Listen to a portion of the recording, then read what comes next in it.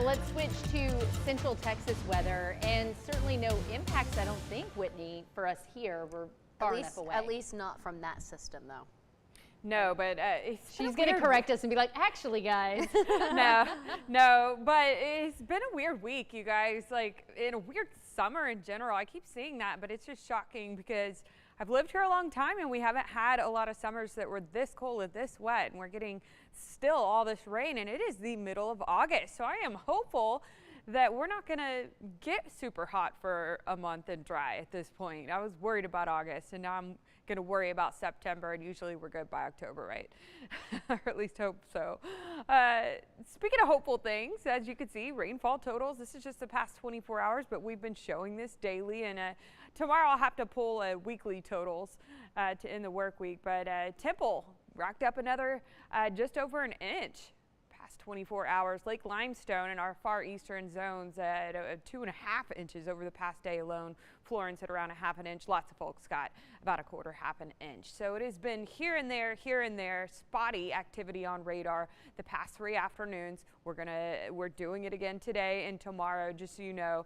I'll show you what models are showing us, but it looks like potentially we're doing the same thing tomorrow. It is nice when you're seeing 73 degrees for sure this time of year. The rain-cooled air has definitely been exciting, at least for me this week. I am tired of the hot weather. You can see cars moving a little bit slower. There's some standing and running water on our roadway, so if you're about to get off of work, go out to dinner, something like that, you probably want to allow a little extra time, especially here in Bell County where we had some heavier activity over the past 3 hours or so. You can see Williamson County. If you are traveling south towards Austin, you're going to run into some heavy downpours. It's almost tropical-like. I was telling someone that just a little bit ago on the phone, like, hey, it's been on and off and sometimes pretty heavy. I was looking at my own camera at home in southern Bell County, and it was just pouring so hard I couldn't see the car in the driveway earlier. So anticipate for, I would say, less and less on radar over the next 2 hours or so until we have likely nothing left as we go to bed tonight. It looks like some of the heavier bouts of activity are probably done at the moment, but the brief heavy downpours, gusty winds, and lightning are the main concerns and what we're seeing with any activity, just like we've seen the past couple of days. No severe warnings in our neck of the woods right now. There's one off to our southwest and northeast, but not in our counties.